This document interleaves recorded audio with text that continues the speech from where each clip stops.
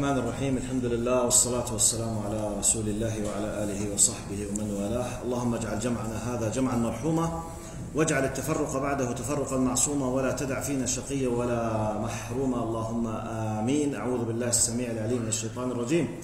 بسم الله الرحمن الرحيم. والعصر إن الإنسان لفي خسر إلا الذين آمنوا وعملوا الصالحات وتواصوا بالحق وتواصوا بالصبر. In the name of Allah subhanahu wa ta'ala, the most compassionate, the most merciful, all praise and thanks are due to Him, and peace and blessings be upon His beloved Prophet Muhammad sallallahu alayhi wasallam. He who is guided by the will of Allah, no one can misguide him, and he who is misguided, no one can guide him except Allah subhanahu wa ta'ala.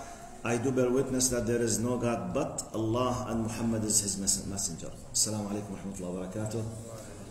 As we said yesterday, we will repeat inshallah. Man la yashkuru nasa. We need to memorize this hadith. This is very important hadith.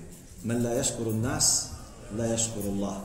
The one who does not thank the people is not thanking Allah subhanahu wa ta'ala. Jazallahu khair al-jaza Islamic Relief for their job. Jazallahu khair al-jaza brothers in this masjid, Mac.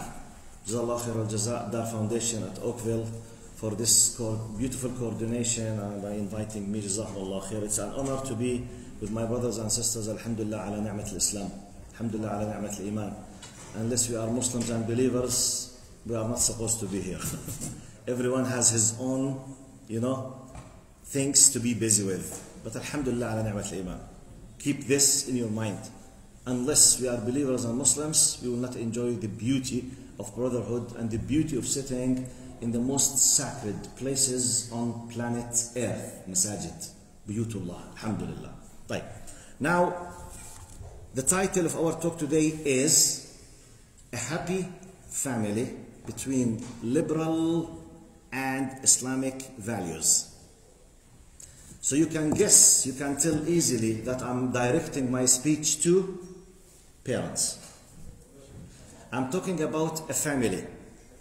Now, what I will be doing now, my job now, to fix misconceptions and to provide a solution. I will repeat. My job is to do what?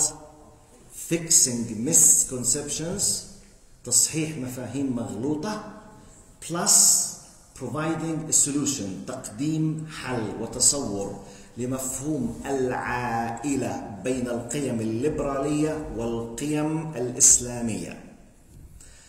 Some people might say, okay, is this because we are living in the West? No, because now liberalism, secularism, non-religiousism, all kind of ism have been spread all over the world because of the social media and wherever. It's a global problem. It's a conflict wherever you go on earth now, with some different levels, but the problem is a global problem wherever you go. And I believe maybe if we started living on Moon or on Mars, this problem will be there. Because the human being and the human being. From day one, Iblis and Adam. Iblis has followers, and the believer, our father Adam, has followers as well. The repenter, the one who said, Ya Allah forgive me, he has followers, and Iblis has followers. Lam akun li asjud. I will not make the sujood for the one you have created from clay, and I am from the hellfire. I will not. Simply, I will not. We have arrogance and envy. We have submission and humbleness. So they will keep fighting up to the day of judgment, whether you like it or not. This is part of the will of Allah subhanahu wa ta'ala. Type. Now this is the title, this is my job. Now, in the introduction. Now, point number 1. We need to know, Bismillah. Bismillah. We need to know, can you hear me or I lost the voice? Bismillah. This one does not work. We lost one of the speakers, you mean. The rest, can you hear me? Can you hear me? Okay, now, okay, so, okay. Now, point number 1.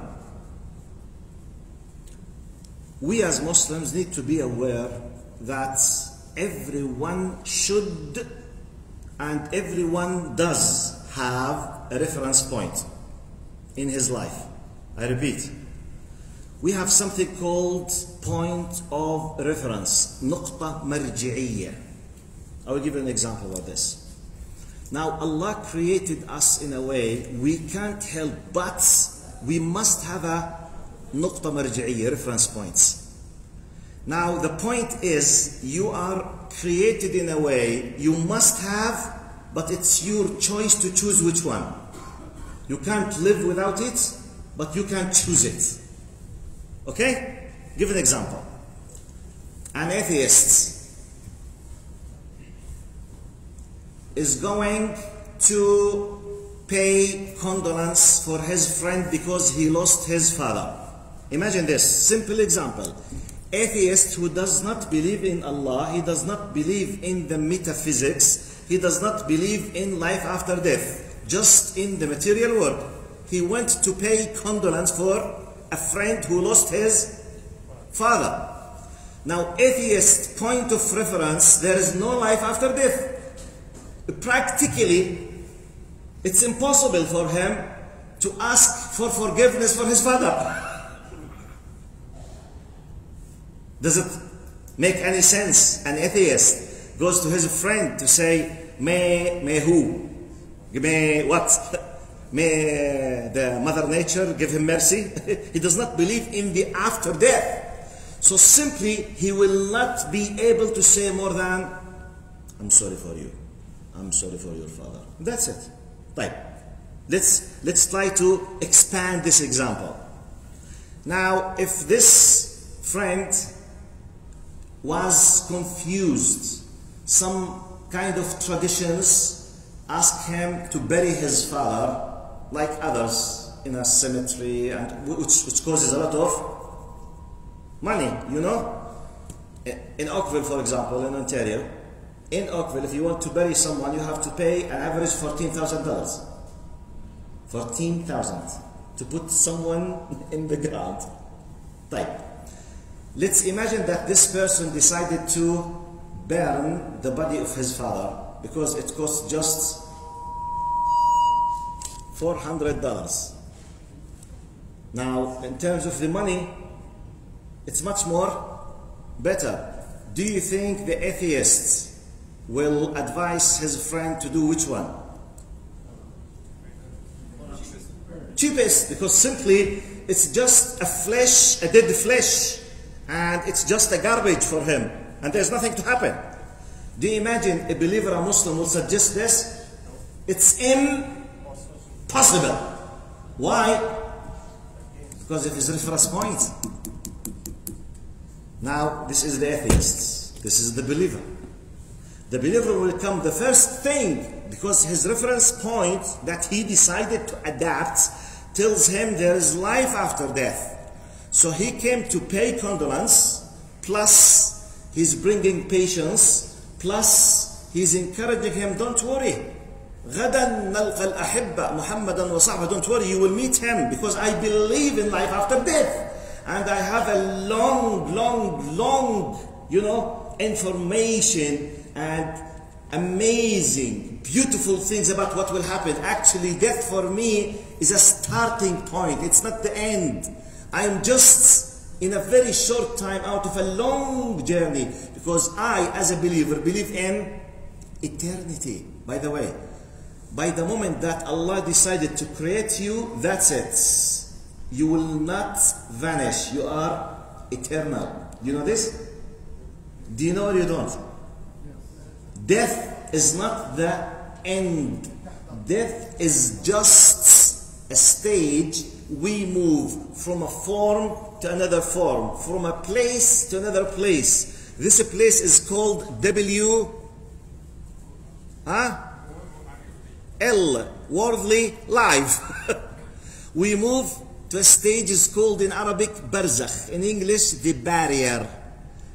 It's a life, it's hayatul barzakh, but has different laws and regulations. No eat, no food, no sleep, something else, completely something else. We will be kept there waiting for the day of judgment. The day of judgment starts with the resurrection and congregation. Jama' بعث, نشور, accountability. End result will be either or eternally. Jannah or nar, may Allah let you be from the people of the Jannah. Now this is called my reference point, which means when I want to judge something, to talk about something, I use my reference point as a backup system to view, to analyze, to judge, to take a decision. Because I am a believer, when someone takes my rights and I'm not able to take, someone killed my brother, someone has stolen my money, he's much more powerful than me, I'm completely disabled to take my rights, and he's making fun of me. Simply I'll say, look, I'm not able to take my right from you, I know, but there is day of judgment. I will take my right in another form, from the hasanat from you. Wallahi, I'll make dua against you. This is why I do this, because I believe in a reference point which tells me there is accountability. You will sit for accountable for your action, your reactions, your thoughts, your good deeds, your bad deeds. We will be held accountable.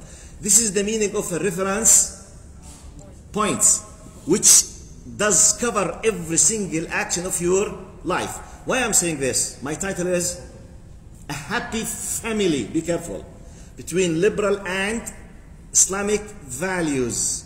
We need to know that when I talk about happiness, I will go back to my reference points, because anyone can talk about happiness in his own definition because of his reference points. By this, we will come to the next points. What is the definition of happiness?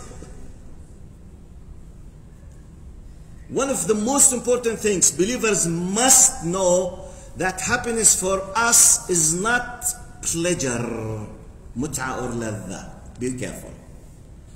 Let's distinguish between real happiness and what's meant to be, what we've been brainwashed to think that it is happiness, which is pleasure. This is physical, limited. This is something else. Now, to highlight this point, what's the point now? Difference between pleasure and happiness. I will make a pause now. I will ask someone to help me. I was watching a quick video by an American. From his style, I think he's a professor. An American university professor. He was interviewed in a long interview. In part of the interview, he was talking about the difference academically between pleasure and happiness, not from religious point of view, from academic, scientific point of view. What's the difference between pleasure and happiness? I will make benefit from this, then I will come and make a projection to my point, okay? So freeze our topic. What's our topic?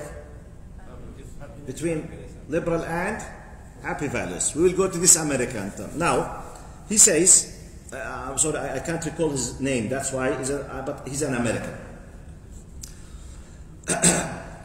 He said, now, from the basic differences, number one, I will quote some of them.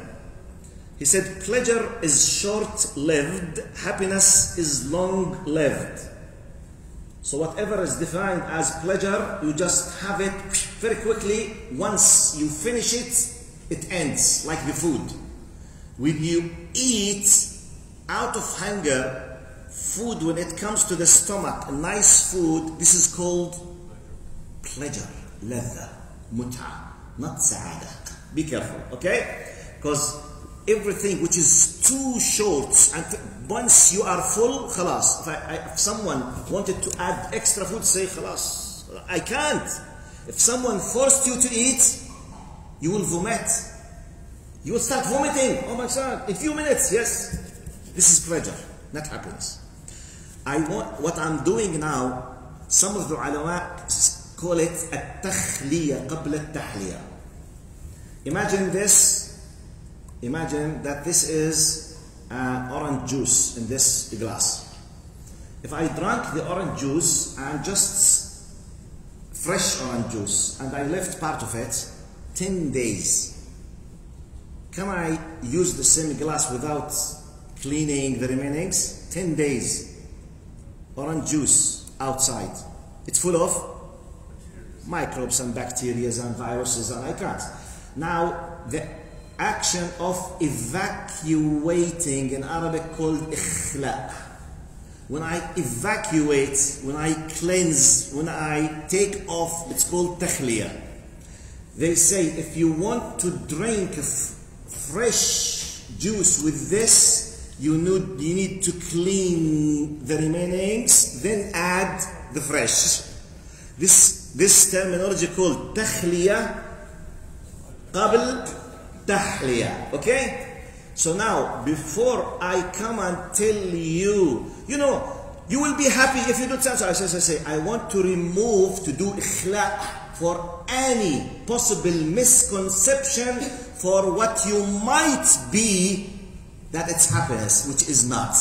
I want to make sure that I and you on the same page. I remove all possible non-real happiness, i.e. pleasure outside, just to remove the happiness alone in the middle of our discussion, to realize it clearly. So, he continues, he said, pleasure short-lived, happiness long-lived. Pleasure is visceral. Visceral means like physical. You can touch it, tangible assets. While happiness is ethereal, spiritual, has to do with the heart more. Now, pleasure is in taking. I eat, I sleep, I drink, I see, I play, I enjoy. Pleasure, pleasure, pleasure, pleasure. Happiness in giving. When you donate part of your needed money, you feel a feeling amazing. But you need the money. It's against the law of physics. It's against mathematics. It's the law of Allah. When you give, you feel happy, not pleasure. This is spiritual tranquility, happiness, peace of mind is happiness. Okay? But when you eat, pleasure. Right. He continues. Pleasure mostly can be achieved with substances. Happiness cannot be achieved with substances, but it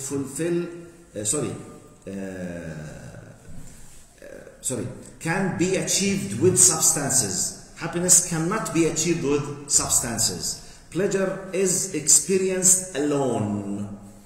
Happiness is experienced in social groups. So this to give you the differences.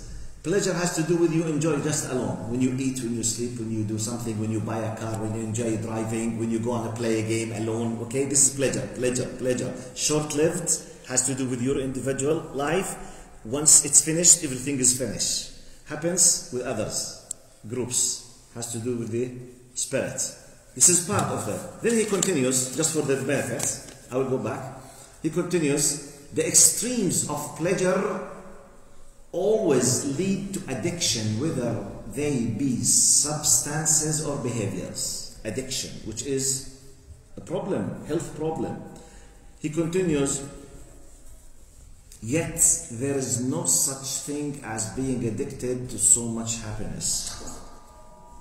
While pleasures, for example, playing video games under the category of pleasure. Do you have addiction on video gaming? Yes, it kills the nerves, the muscles, it causes a lot of health problems. But when you enjoy, for example, donating, is there addiction for enjoyment of donations? Brother in Islamic Relief, have you heard about anyone he became addicted because of donations and he went to a special clinic to be treated from health point of view? Or you wish someone to be addicted just to keep paying? You would love, huh? But unfortunately it's not applicable in A. Unfortunately, okay? Because by nature there's no addiction on happiness. Okay? Now, look to the funny parts now. Sorry, before the funny part. Then he talks about, this is part out of our discussion, but it's it's just for your entertainment, just extra added value, because I mentioned this professor. He talks about American media and economy and concluded, the more pleasure you seek, the more unhappy you get. Be careful. We will discuss happy family. I'm doing ikhlaq now. The more pleasure you get, the more unhappy you become. So be careful not to mix the two incomparable things together. He continues, unfortunately, the media have very specifically and in all types coordinated fashions confused and conflated the term happiness with the term pleasure, so that you can buy happiness, so that they can sell you their junk. This is called American economy. This is his words. The junk of pleasure, which was brainwashed to be accepted as happiness, is what? American economy. He continues, it is based on substances of pleasure, substances that drive pleasure other than happiness. And in the process, we have become most decidedly unhappy. Okay, I don't need the last part. I need some of the definitions to differentiate between happiness and pleasure. So when I speak about happiness, I'm not discussing pleasure. Pleasure is physical, has to do with food, has to do with drink, has to do with that. But how can I define pleasure? I gave you some of the definitions. Very short-lived, you live it alone, very physical, it has addiction. Now forget, when I speak about happiness, I'm discussing this. طيب, what do I mean by happiness? Happiness in Islamic terminology is always connected to the following terms, in my understanding, my belief, and as academic, as a believer. It's connected with contentments, qana'a, with satisfaction, rida, connected with tranquility, tuma'nina, connected with peace, salam. So when we talk about happiness, we are discussing an area of contentment, tranquility, peace of mind. What else? Peace, satisfaction, qana'a, rida, tuma'nina, hudu, rahat bal, salam. That's why Allah subhanahu wa ta'ala says, radiyallahu anhum wa radu an, you know, satisfaction, rida. That's قال, we talk about the bal, راحة البال. What's the verse من حفظ القرآن اللي فيها كلمة بالهم في آخر القرآن؟ وأصلح بالهم. جزاكم الله خير. بداية الآية هم يمرازت مين ساعدنا فيها بسرعة؟ بداية الآية وأصلح بالهم. We don't have حافظ here? Someone reminds me? طيب, okay, no problem. الذين آمنوا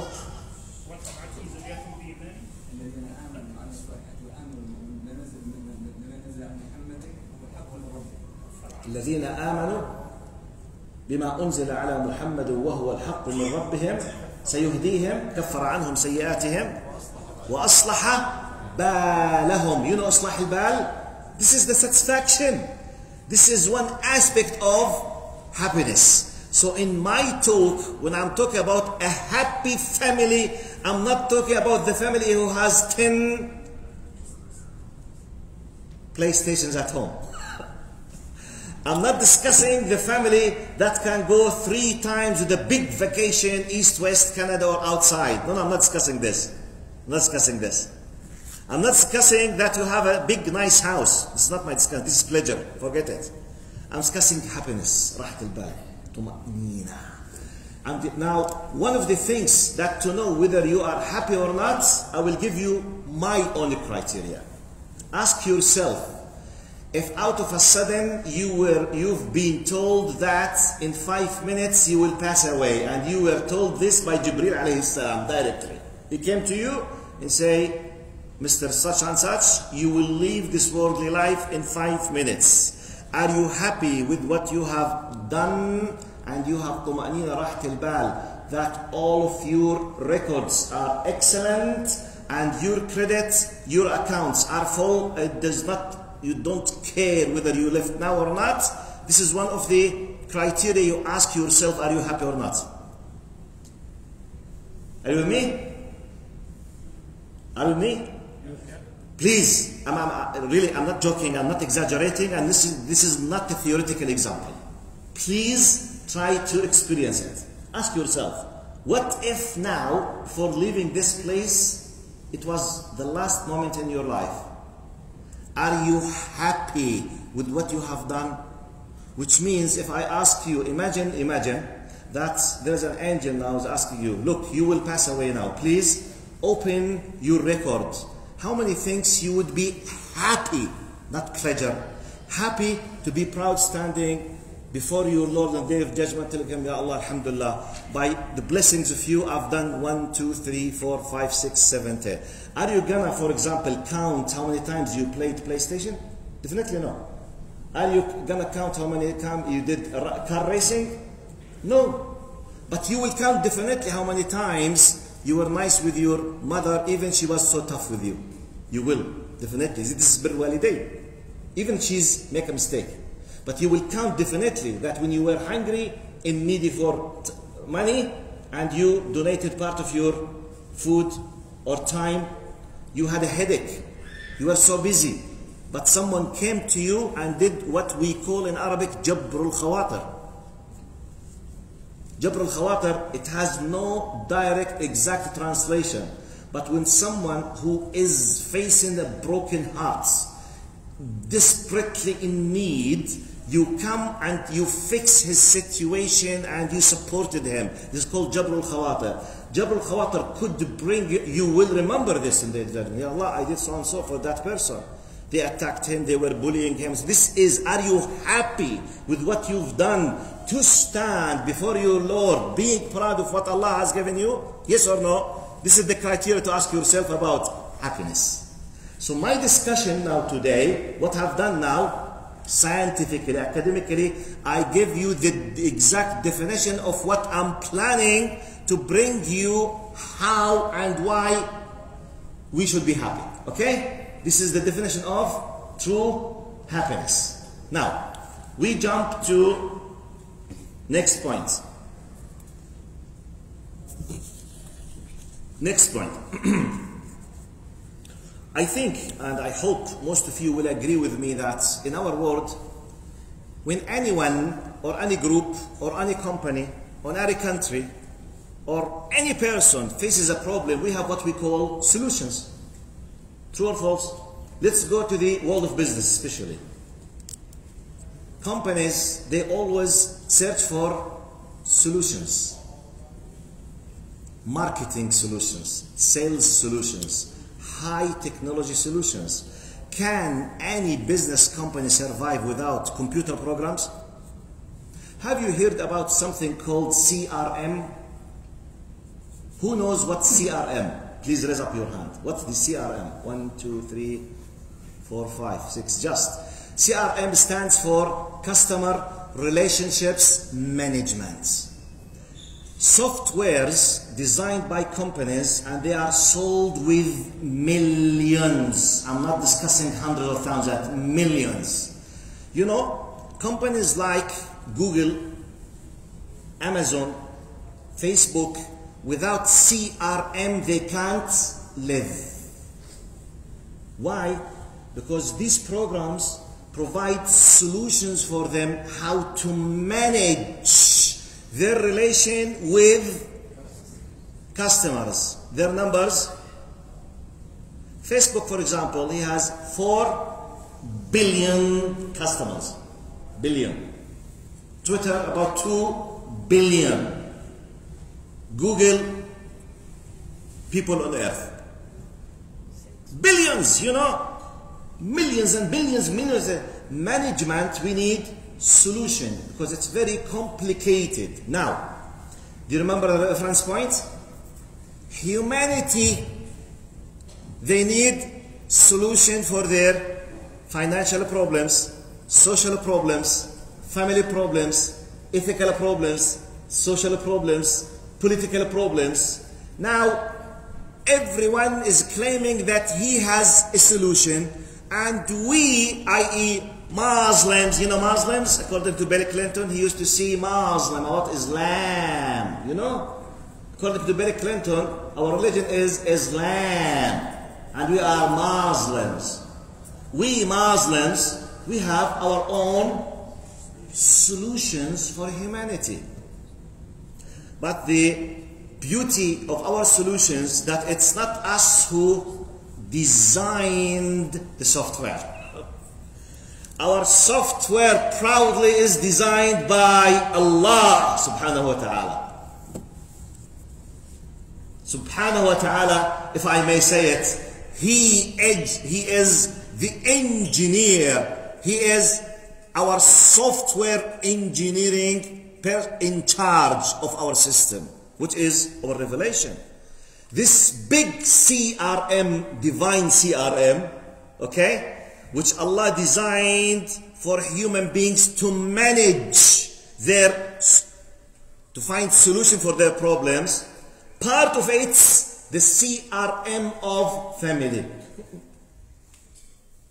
which tells you what, when, why, how, and it gives you guaranteed results of happiness. If you refuse to follow the manual according to the designer, you will not find the results. Very, very simple. Apply it on any software that we use. Simply. We all use computers. Now, you know, Microsoft, for example, because we all use Word and Excel sheets, all of us. We can't live without it, unfortunately. So Bill Gates is enslaving us, literally. Now, you can't have an original, authentic copy without updating or without paying. If they made some specific updates, you must update, otherwise you can't operate. True or false? If Bill Gates decided to update, who dares to say no? You tell me. You know what I'm saying now? Should we follow Abraham or Moses or Jesus or Christianity or Judaism or what? The source updated the system. The final version of the software is Islam. So the rest, they are outdated versions. Class, this is part of our faith. So please come and update. Very simple. By the way, I'm simplifying, making simple to let the kids understand what we are talking about. It's a deep philosophical thing, but I'm trying to make it simple to know. Now, this big system, from one angle, it's updated. Okay? From another angle, it's a system of solutions for any problem. From a third angle, other solutions might give you a guarantee for the results. Divine solutions, it's 100% guaranteed best solutions. So after this long introduction, let's come to have an idea about the divine recipe of happy family. الوصفة الإلهية للعائلة السعيدة بناء على التصور الإسلامي. طبعا this is not a training course, because in a training course, real training course, I give average 24 hours for how to establish a family. And when I take my time, it's 36 training hours. So I have now 20 minutes. So 36 hours minimized to 20 minutes, you can imagine what kind. So I will pick and choose some of the examples. What do I mean by divine recipe for humanity, for a set of teachings? If they are applied in your system properly, the end result will be happy family. After I highlight some examples, I will jump to the definition of liberalism, because our talk is about happy family between liberal and Islamic values. After we know what Islamic is and how it will achieve happiness, I want to give you an idea about what does the liberalism mean and what it could lead to. Then you will see the comparison by your own self, and you make your own judgment and go and apply whatever you want, but face the consequences. No one can force you not to be liberal, by the way. but face the consequences. Simply. لا إكراه في الدين. No compulsion in religion. No one will force you. But when the angel of death comes to you and you start the journey of the akhirah, the hereafter, if you can manage yourself, if you can compete, if you can challenge Allah, please do it. Wallahi, I'm not joking. Wallahi, I'm not joking. If you can challenge Allah, go and do it. It means you are a God. MashaAllah. MashaAllah. MashaAllah. MashaAllah. What can I say? Show me the way. Maybe I will think about it. But know your place. Know your place. You and me, we are slaves. We are servants for Allah subhanahu wa ta'ala. But the difference between slavery for the human beings, that we are humiliated by being slaves for human beings. When you are a servant for the one who created you, you will be uplifted. That's why Allah subhanahu wa ta'ala in the Quran, He was talking about Muhammad, Rasulullah. He was talking about An-Nabi. He was talking about Ar-Rasul. But when we uplifted him in the journey of Isra and Mi'raj, the ascension up to the seventh heaven, He called him Subhanalladhi Asra bi'abdihi. He gave him the title of Abd. It's an honor when it is related to Allah. Apart from Allah, it's what? A curse. We need to know this. So let's have a quick idea about simple indications of the divine recipe of a happy family. Number one.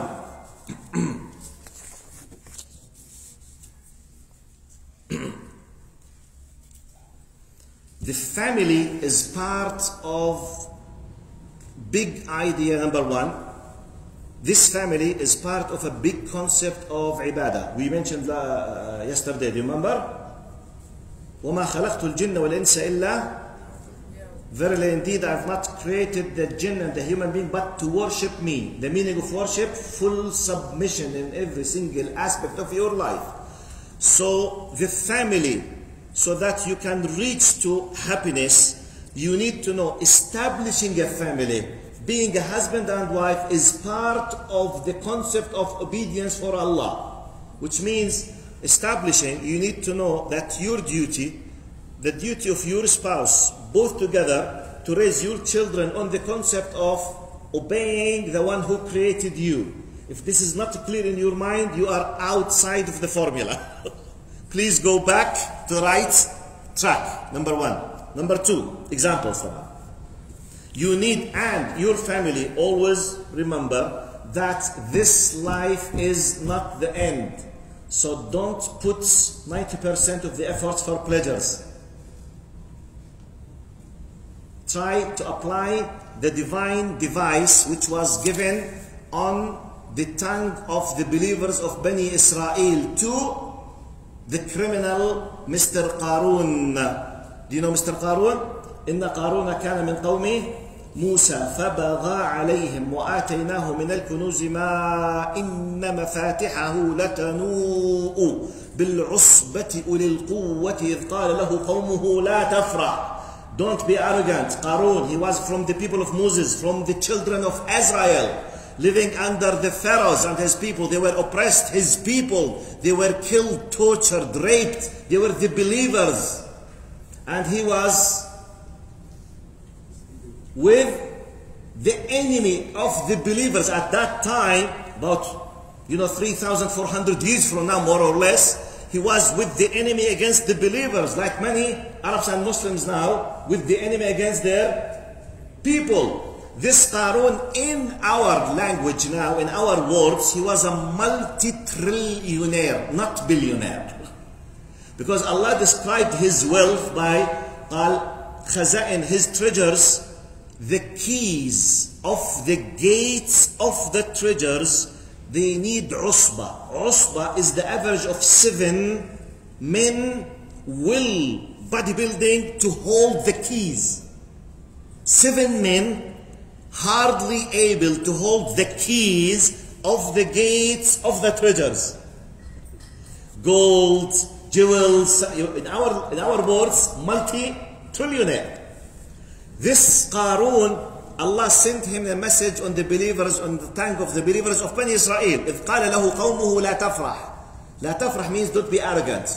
إن الله لا يحب الفرحين. Allah does not like the arrogance. Now, this is the device. وَابْتَغِ فِيمَا آتَاكَ اللَّهُ الدَّارَ الْآخِرَةَ وَلَا تَنْسَهْ نصيبك من الدنيا وَأَحْسِنْ كَمَا أَحْسَنَ اللَّهُ إِلَيْكَ.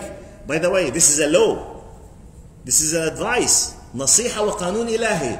وَابْتَغِ فِيمَا آتَاكَ اللَّهُ الدار الآخرة ولا تنسى, which means in what Allah has given you, seek the hereafter and don't forget your share from this dunya, which means design your life, manage your life, schedule your life, that 89% of what you do, you are planting the trees there. 10, 15% here, not the opposite. Some people, they put 90% of efforts here, and they are believers, but they have doing the opposite of the divine advice. Because Allah said, وَابْتَغِ فِي الدَّارَ وَلَا تَنْسَى. Some people, they do the opposite. So this is message number 2. Message number 3. Allah decided when He created the human beings that He wanted them here to do 2 major or 2-3 things. Istikhlaf, Imara, and Ibadah. Or Imara is part of the Ibadah. Imara, قال وَاسْتَعْمَرَكُمْ فِيهَا. Allah has commanded you to establish this earth. You see? And He asked us to do the reproduction, to do istikhlaf. Now istikhlaf, the word khilafa, istikhlaf, which means everyone will نسيت الكلمة بالإنجليزي شو معناها.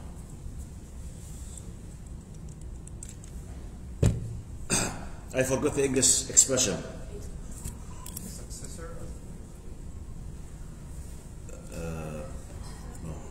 راحت. على كل حال the concept of استخلاف successor, I think. Success, yes.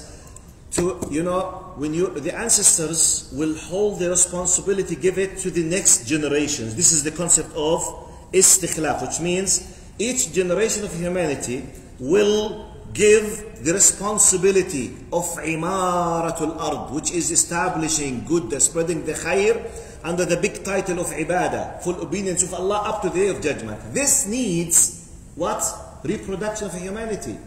That's why Allah created us in the concept that we are a male and a female in a way that we need each other. Look, next step now. This is our perception as Muslims, because we believe in Allah, and Allah told us قال هو الذي خلق لكم من أنفسكم أزواجا لإيش تتشاجروا معها.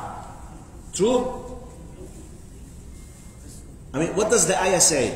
هو الذي خلق لكم من أنفسكم أزواجا لتتهاوشوا لتتحاربوا لتشكوا للمحاكم. طبعا Arabs, they are laughing just.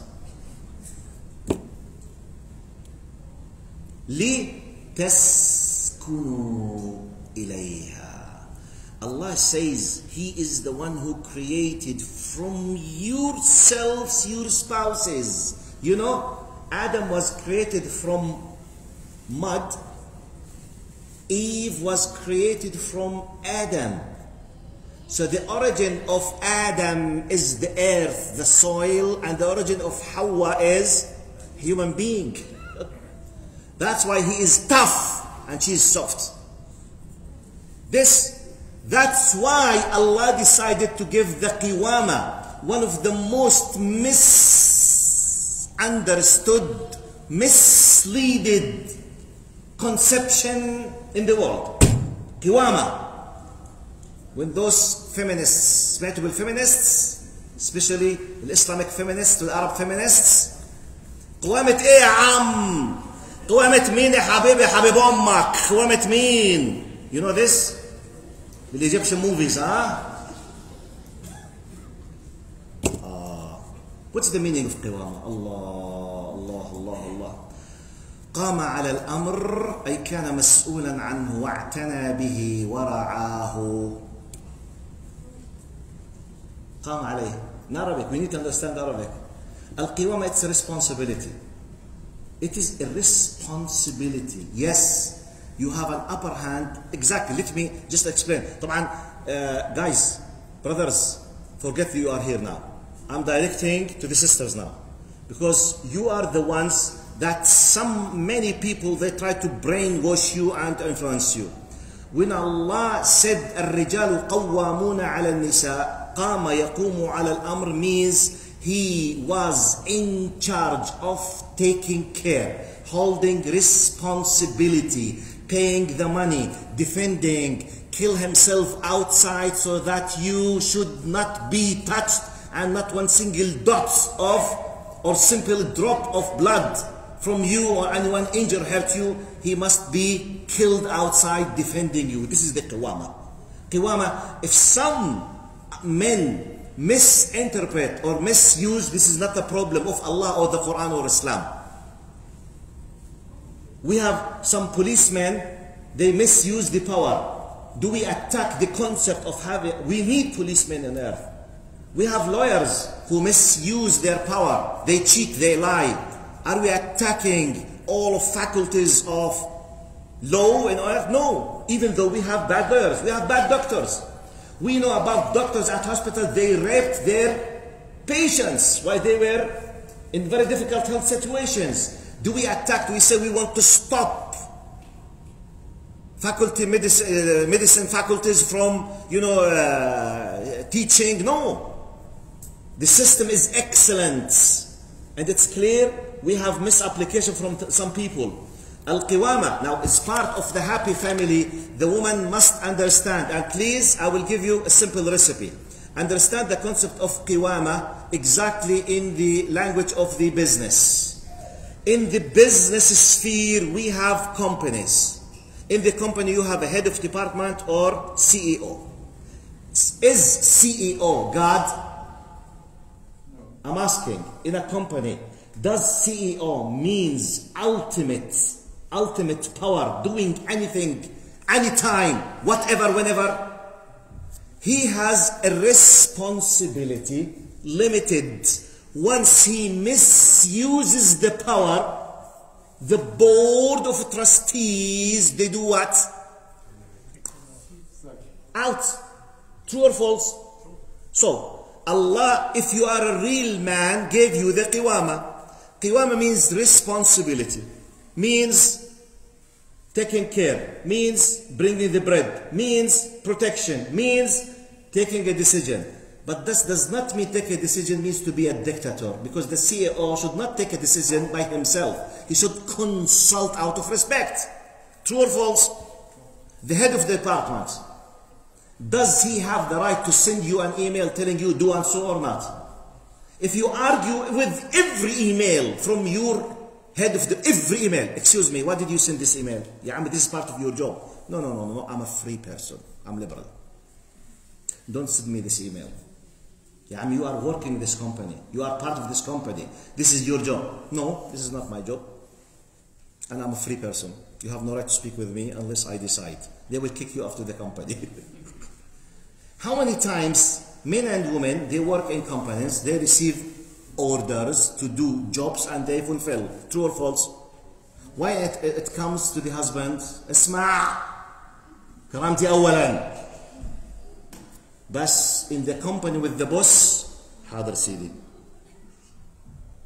Wallahi, I'm not exaggerating, but we are brainwashed. By the way, I'm talking about the husband that deserves, because it's a mutual respect with discussion. And we know in the Arab society, we Arabs in general شايفين حالة عفشوش اللي قلبوا يحكموا نسواننا معروف. But it's just قوامة بس يعني sisters, they know at the end she is the decision maker. The man is the spokesperson, the one who comes to the media to say, we decided, or I decided, but actually after a long discussion of inside, this is what happens. So don't let them, brainwash you. Now we need to know the qiwama concept. Okay, I don't have a full time to explain. I'm just giving you some of the steps. If you want a happy family, everyone needs to know his job. You can't keep acting like the CEO if you are just the head of the department. You need to respect your status, the assigned place, or otherwise just conflict. No happy family, destructive family.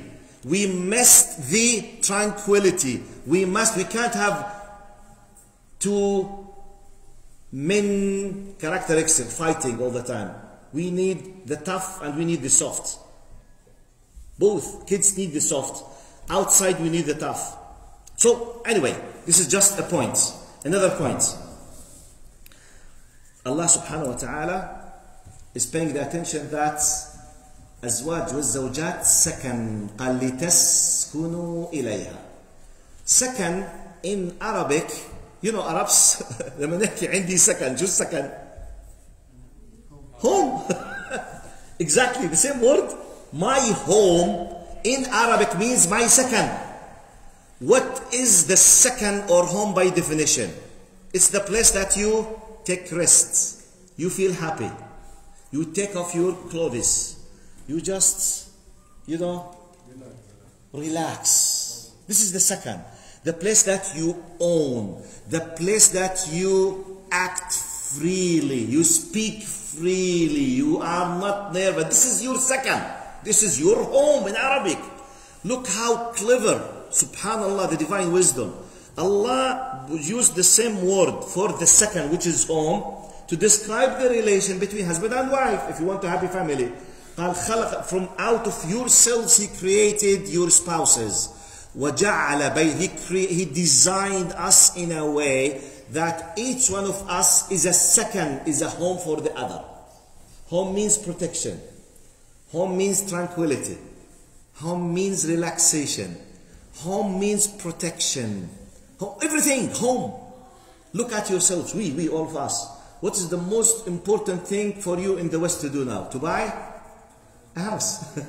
You spend 90% of your salaries, your time, you're fighting to buy a second. Wallahi. Allah is describing the alaqa, the relation that second. Know it, apply it if you want a happy family.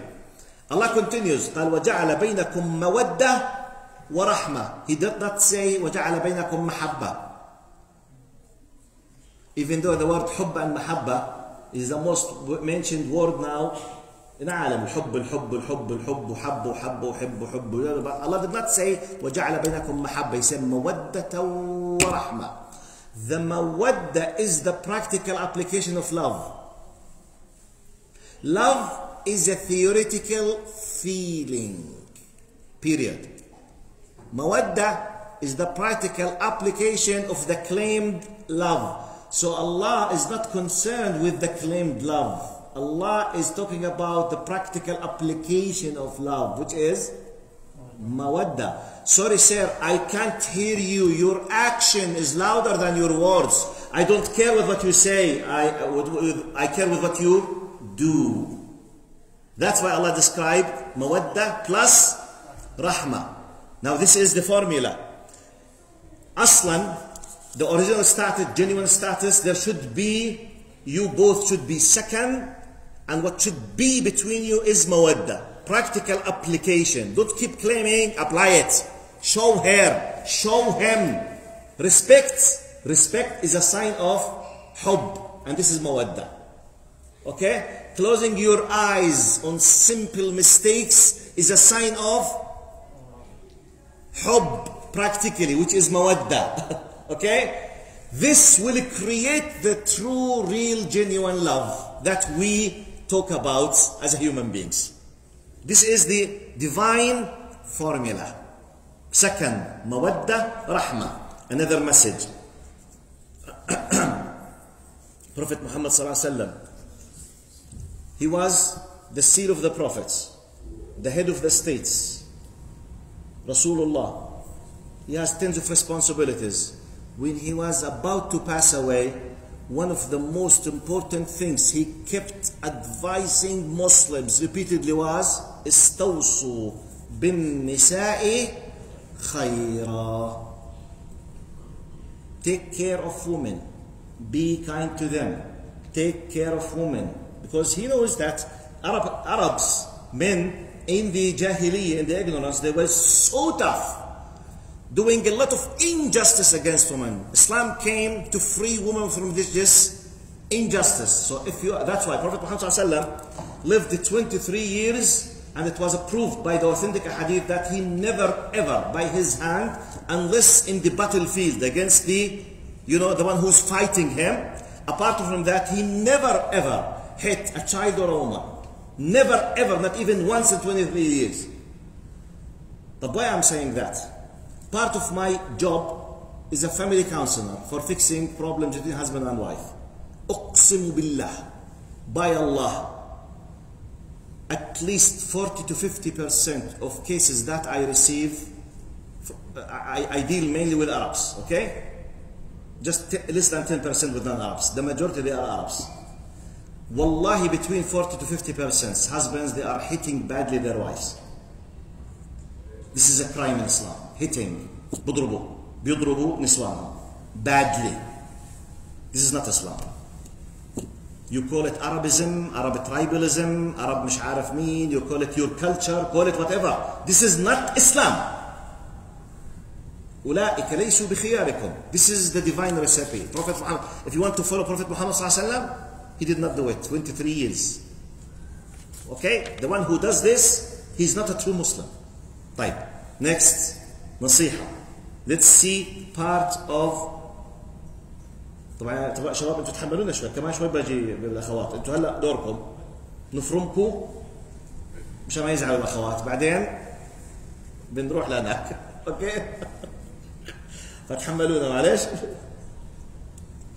صفوف الوقت يخلص عليك بس.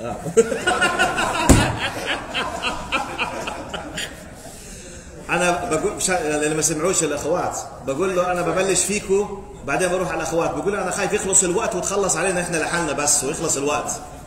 بلشت تجي المسجات. بلشت. الله صل على سيدنا محمد. الله يكرمكم جميعا. اسال الله ان نتذكر هذه اللحظات نحن جميعا في الجنه. والله قالوا انا كنا قبل في اهلنا مشفقين فمن الله علينا ووقانا عذاب السموم. By the way, the people of the Jannah will remember exactly every single moment they spend in this worldly life. Your memory will not be lost, or otherwise, what's the need for accountability? You will remember everything with the feelings. You will remember your suffering and your happy times. طيب. another نصيحة. Prophet Muhammad sallallahu alaihi wasallam. Too quick, think about men, then I will go to a nasiha for the sisters, which will include the whole, then I will jump to the liberalism, inshallah. This is an example, as I told you. Prophet Muhammad sallallahu alaihi wasallam, you know it, once he came to Aisha radiallahu anha, the most beloved to his heart. Zainab radiallahu anha, you know, very, very famous story. She sent, a plate of food, of desserts, whatever, something for eating to Prophet Muhammad sallallahu alaihi wasallam. Now Zainab is one of the wives of Prophet Muhammad sallallahu alaihi wasallam. Aisha is the most close to his heart. Aisha admits clearly in the hadith al-sahih in Bukhari and Muslim, hadith al-ifk.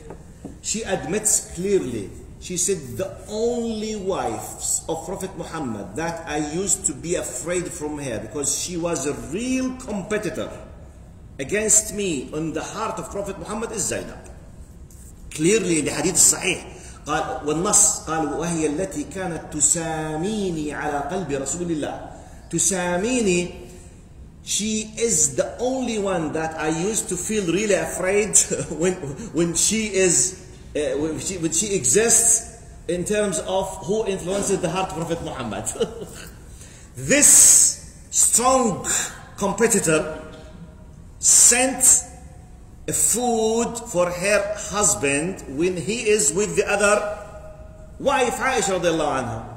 The messenger, the boy, whoever brought it, she opened, what is this? Food. From who? Zainab. To who? To Rasulullah. And Rasulullah in her house. She took the plates, وفي العربي الفلسطيني ورته. ور من ورته. This is the word of the sound, okay? شو translation لورته؟ هات يا يوسف. Yes? Yes. She threw the plate away like this. Immediately, without having a second of thinking. Please freeze, picture this.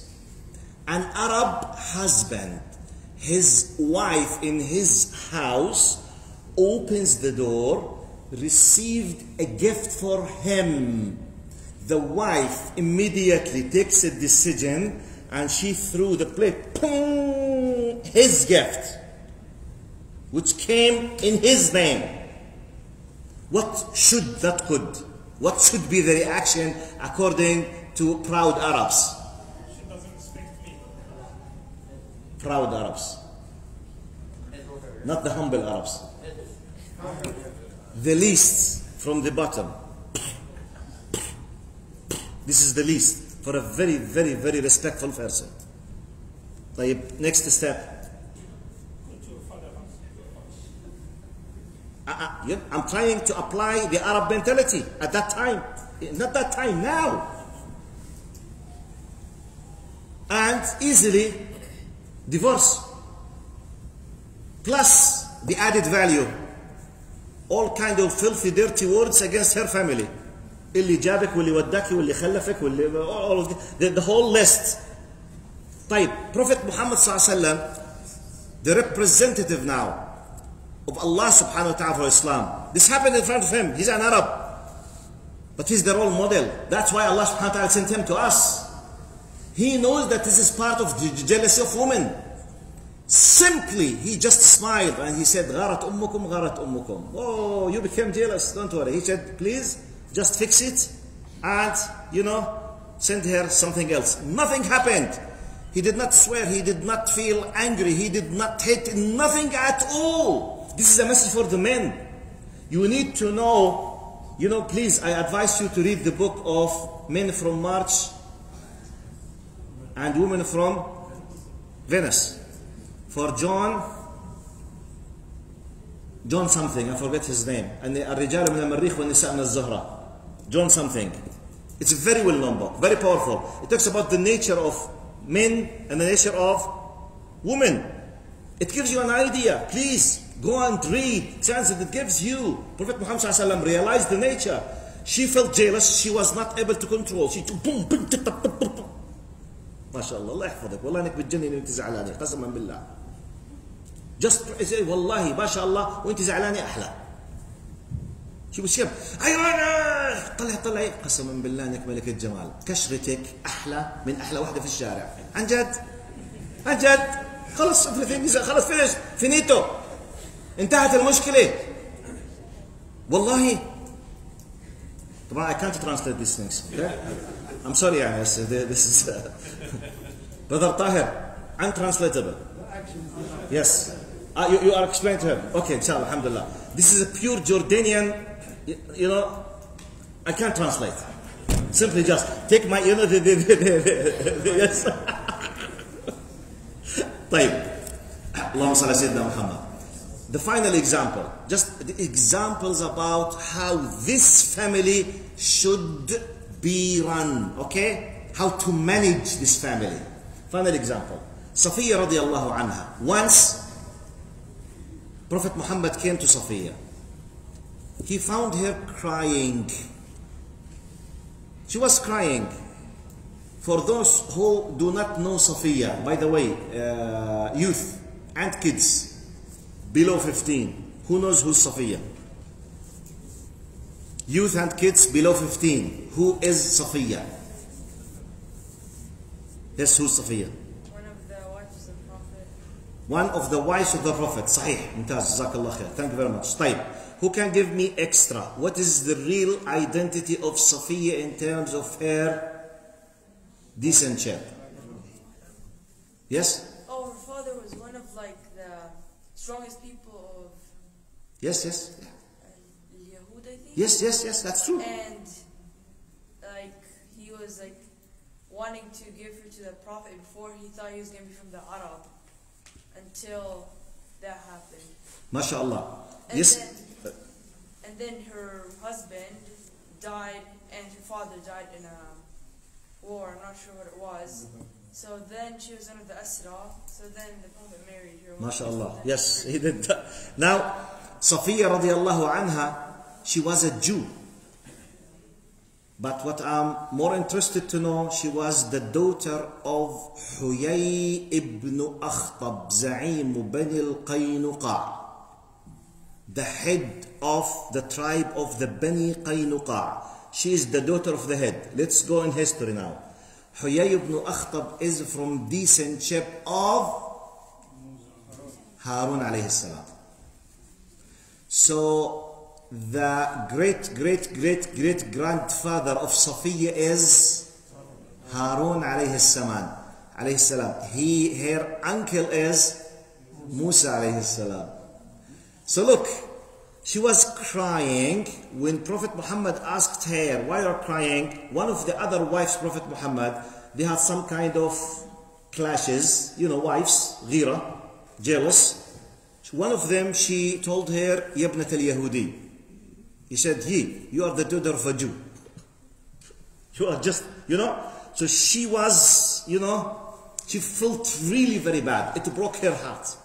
She started just crying. When the Prophet Muhammad came, let's imagine now. I want you to make projection, isqat, analogy, qiyas, in our lives. She's crying because someone else under your umbrella as a husband hurt her.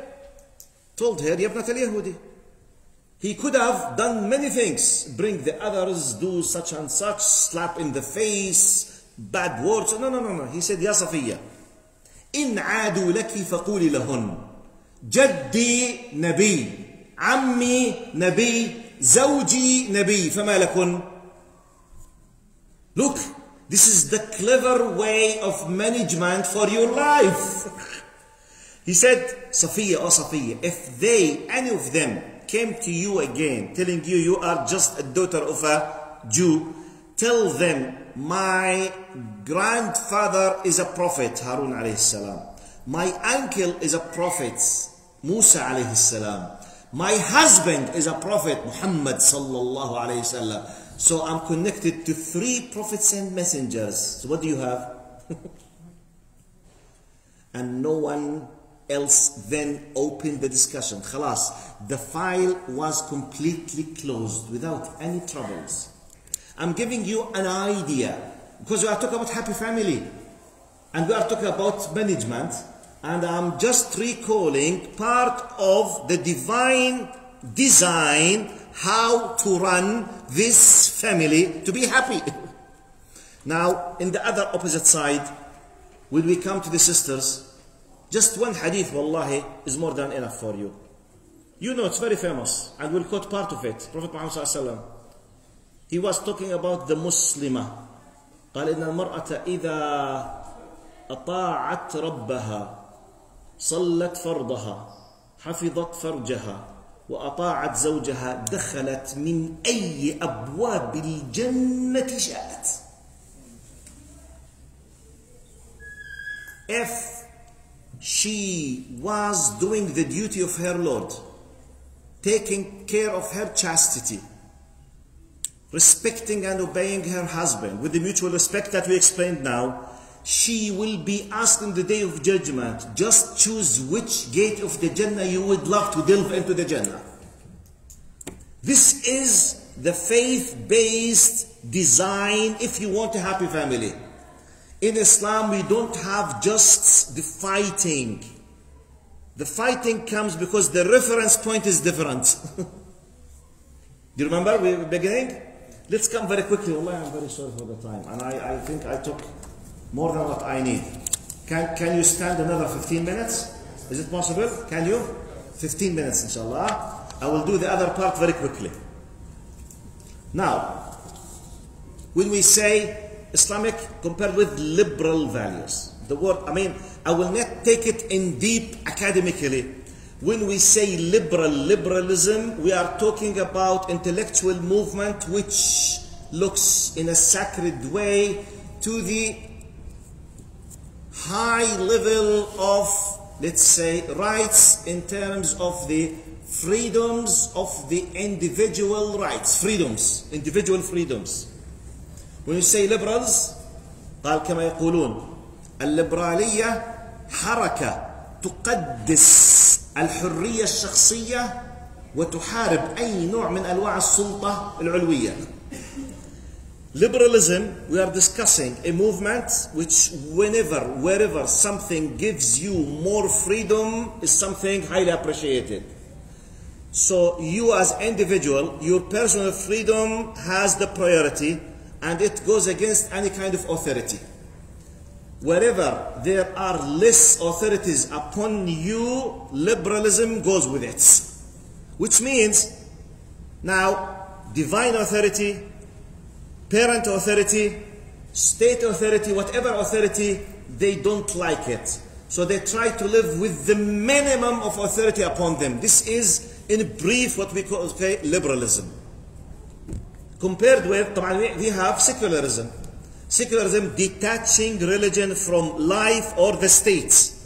Now, every liberal is a secular, but not every secular is a liberal. What I need from liberalism? Liberalism is part of the general idea of secularism, but we need to know the following. Please memorize this. الليبرالية تحارب أي نوع من أنواع السلطة وخاصة السلطة الدينية. Liberalism goes against any kind of authority, especially the religious authority.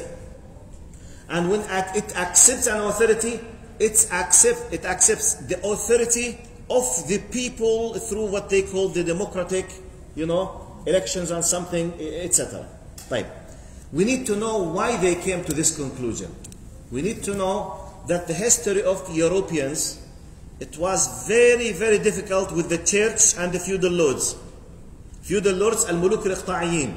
Europe did not have, jumhuriyat or states like now. No democracy, no elections. They used to have just kings. Feudal lords, muluk iqta'iyyin. They have soldiers and nobles. They used to torture and to enslave farmers in Europe. The church, Catholic Church, for hundreds of years, they were cooperating with the feudal lords against the people. When they came to the end decision and result of French Revolution, which started 1789, ended in 1798. Okay? French Revolution ended up with secularism. Secularism was to detach religion, i.e. church, from our life. Stop interfering in my life. I want my freedom. Let's pause now. I don't blame Europeans because they, in their literature, can someone close this door, please? I can't blame Europeans because they, in their literature, they called these years the Dark Ages of Europe. They called it, not me. The Dark Ages of the church, of the religion. But when we say religion, we are not discussing religions, including Islam. We are talking just one religion, which is the Catholic Church in Europe. So unfortunately, they faced a difficult time with the only version of religion they faced. Because church in the Middle Ages, which they called it Dark Ages, the churches, they were prohibiting science, prohibiting translation for the Bible, prohibiting discussion, prohibiting arguments. They have the hierarchy system. The Pope is connected with the Holy Spirit, which is part of God, God Himself. And He is infallible. You know, infallible, ma'soom, does not make mistakes. Then we have the hierarchy of the priest in the Catholic Church. No translation of the Bible. You go to the church, whatever the priest tells you, you do. So, make it in short. This thing happened for hundreds of years. Europeans decided to get rid of their religion. So they decided, because of their contest, that religion should have no authority. We want secularism. We want liberalism. Now, from one angle, this is their problem, not ours. I understand it. I personally respect them for that, because they were suffering from a dictatorship, but in a religious form and a political form. They get rid of monarchy system and religious system. Okay. This is not applicable on us as Muslims. We don't have a problem with our religion. Now, when they ended up forsaking their religion, they had nothing else to replace it with. So the guidance for them became groups, people, states, politics, or the one's desire. So the power and authority of the church for many people was replaced by أَفَرَأَيْتَ مَنِ اتَّخَذَ إِلَهَهُ هَوَاهُ. Have you not witnessed, have you not seen the one who took his desire as his Lord? With me? So depending on that, this is, by the way, this should take hours from me. But this gives you an idea when I say liberalism, historically, and the relation between liberalism and secularism. And okay, the family, okay, we said in Islamic family, its reference point says that your Lord created you, and He made you for second, mawadda, rahma, accountability, ajr, thawab, yawm al-qiyamah, blah, blah, blah, blah, etc. You have a long chain of concepts depending on the reference type. Let's come to the Westerner, who is liberal. He decided to detach himself, to cancel himself completely from any relation with revelation. So he is detached from heavens now. طيب, the concept of family will be brought from where? Human experience, atheism, desires. So therefore, we have an amazing forms that will happen that is not acceptable in our system. Simple example. For us, the only form of relation sexually between a male and female in Islam is just through the institution of marriage. That's it. Anything outside this relation is called illegal and haram. That's it. 1 + 1 = 2. Close the file. Because of the liberal departure points, there is no reference point. Sometimes the reference point could be atheism. Reference point could be tribalism. Reference point could be myselfism. Yes, I myself. I decided. I feel. I think. So, the concept of family will vary. The family could be just a single mom with unknown father, because this single mom decided to sleep with anyone she wishes to. She does not even know who is the father. But if this is a norm for millions, what form of family will happen? طبعا, disaster. Go and ask experts about people in jail. What's the relation between a single mom without a father? What's the relation between them and those who committed the crimes 18, 20, 25 years? Go and ask them. Go and search and read. It's amazing. One of the things that really touched me more than 10 years ago, I was searching for something. I came across information on the BBC website. They mentioned one of the Scandinavian countries. I will not highlight for media reasons. One of the Scandinavian countries in Europe. According to the BBC on their website, they said this country, X country, 52% of their children, they don't know their fathers. Now, in the same time, I know from another source that this country has the highest level of suicide committing on earth at that time, when I read the article. Highest. Could there be a relation? Maybe.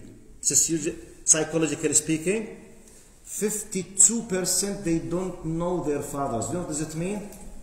We have been created in a way you need to be connected. You need to know your source. Who brought you to this life? Who was in charge of your existence? You need to know. You need to, a role model. Who's my father? I don't know. Is he dead? I don't know. I don't know. Why you don't know? Because I'm liberal. Got my point? I am connected to who? No one knows. So, can I be loyal to some? No. I will be having this kind of depression. And there's a high possibility that I want to end up my life because I'm not connected. I'm not able to find. I'm giving you, a simple explanation for one form of the families, which will be open, no one can control it. Anyway, still I have a lot of points, but I think I have to stop now because, let me just give you, and by the way, I just took 10% of the liberalism. The time is, I'm running out of time. I will give you just a final statement and I will stop. I wrote here in Arabic, خلاصة الفرق. خلاصة الفرق بين I will say it in Arabic, then I'll translate it in English. خلاصة الفرق بين مفهوم الأسرة في الإسلام مقابل مفهوم الأسرة في الفكر الليبرالي. الأسرة وسيلة كبرى وهي سفينة نجاة للآخرة بالجنة. Family, according to the Islamic perception, is one of the main biggest tools, vehicles that takes you as a family to the hereafter with a guarantee of the Jannah, inshallah. Because of the second, mawadda, rahmah, respect. وَقَضَى رَبُّكَ أَلَّا تَعْبُدُوا إِلَّا إِيَّاهُ وَبِالْوَالِدَيْنِ إِحْسَانًا بِرُّ الْوَالِدَيْنِ, the respect, نحن نرزقهم وإياكم, نحن نرزقكم, all of these concepts of respect, taking care, spending the time, protecting, do all of these things, it's Safinat Najah. It's the vehicle, it's the ship that will, take you, will sail you in this big ocean to the Akhirah, to the Jannah. In the other parts, it does not exist. Does not exist aslan. There is no concept aslan. Nafi. Because anything could happen at any time. And you know that better than me, especially those who are living here since many years. Because liberalism, secularism, they are based on relativism, nisbiyya. At any moment, if a group of people, they had the power by elections and they decided to impose a law, it will become a law. Now there is no reference point. This is which is impossible in Islam. In Islam, we have a fixed reference point of values and faith. Allah wa deen, nuqta. Even if someone like Umar al-Khattab and Abu Bakr all together, we have them now and they decided to change the religion, we will not allow them because they can't aslan. Radiyallahu anhu ajma'in. But in other terms, there is no reference points, there is no fixed values, any group of people at any time can decide, then elect, then vote, then do it, even if it's against whatever you think of values. So what is the concept? It does not exist. Because anything could happen at any time. Got my point? أسأل الله سبحانه وتعالى أن يرحمنا برحمته وأن يحفظنا وأن يغفر لنا. And I prefer not to make a Q&A session because I think you took a lot of time, and more than 1 hour and a half. I ask you to not to forget me. I forget the first conference in my life in 1991. I went to Hungary, Budapest, with the UN to comparative religions. My English was very, very humble. You know, I graduated from government school. As a Jordanian, my English was like you know, I say I 10 times and I say an English word. So when I wanted to say goodbye for the brothers and sisters in the conference, so I wanted to tell them, please don't forget me in your dua. So I told them, please don't forgive me. So I was now 32 years later, I was about to make the same mistake now. I wanted to tell you, don't forgive me. So don't forget me in your dua. جزاكم الله خيرا. السلام عليكم ورحمة الله وبركاته. وإياكم إن شاء الله. جزاكم الله خير for attending everyone. جزاكم الله خير.